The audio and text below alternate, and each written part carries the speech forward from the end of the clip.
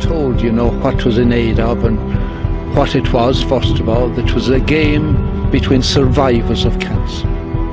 I don't think we highlight the fact enough that a very, very high percentage of people that suffer some kind of cancer or another, that they're recovered nowadays. Such is the treatment, the great improvement in treatment, and Professor Hollywood had a lot to do with that.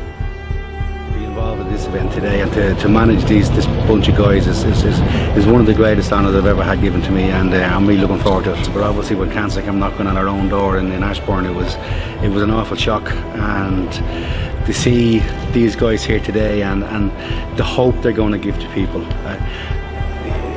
One of the most important things for anyone with a diagnosis of cancer is that they have a positive frame of mind and they have hope. And as I said, if one person can leave here today with more hope and a more positive frame of mind than they came into this ground today, I think these guys have done their message, because they are the living proof, the living embodiment and testament that there is a life beyond your diagnosis of cancer, and that although your diagnosis will always be with you, it shouldn't define your life. And at the end of a hard road, obviously, that there is a full and fulfilling life.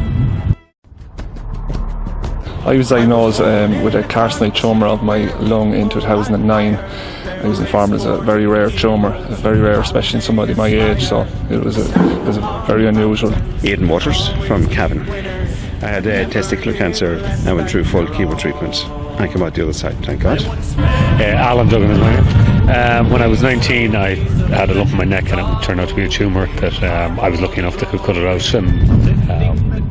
My name's Enda Butler. April 2013, I got diagnosed with Hodgkin's lymphoma, and it's actually 2 years ago to the day that I got clear. So it's it's pretty good. I first got my initial diagnosis on this date last year, so yeah, the 8th of August 2014, I got diagnosed with testicular cancer. Yeah, looking forward to today. It's a good day, I think. Oh, gee, I couldn't have done any more possible for me. It was just a real family. Like, you think, like, when you get hit with news like that, it's like everyone's in shock, but nah, it was just the opposite way around. When you see the likes of John McGrath or the likes of Ronan Rock that had more serious forms of cancer, that, you know, your GA team is all the lads you grew up with and fellas you know since you're kids, so they're obviously going to be concerned for you and try and look after you, and when you come back from it they'll try and, you know, help you with your recuperation. So it's that kind of family element to the GA that's really important.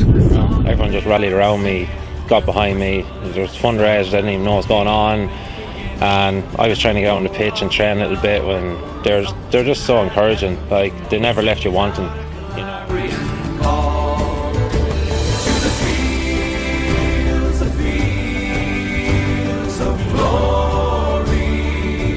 Raising money for two hospitals, two great causes.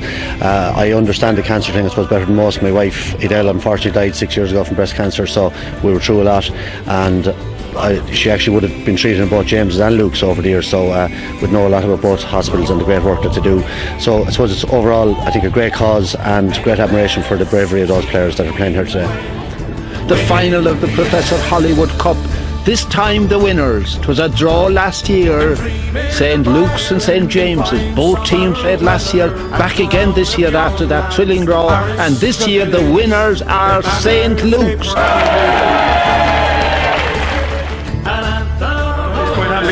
The better team won. I thought our winter training came all to the fore in the last 10. Our strength and condition was really there for us when we needed the most. I think we might as well have had Brian Gavin refereeing, because he played on the 30 seconds there. Absolute daylight robbery, and time was up. There was no injury time signal as far as I know anyway. You take a beat. I think the message to men in particular is go and see something. Don't keep it to yourself. Ryan and Scale, there's a saying, Bíonn Cowir Day an Moher. That's a lovely Irish proverb, that the help of God is on the road. It might be in the form of a doctor that will help you. In a way, it's a godly act, and that's why my advice is do something about it, not tomorrow, but today.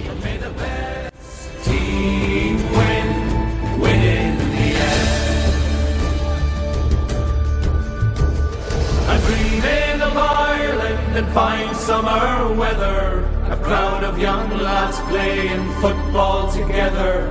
The roar of the crowd echoes goes up to the heavens, it sends out a clarion call.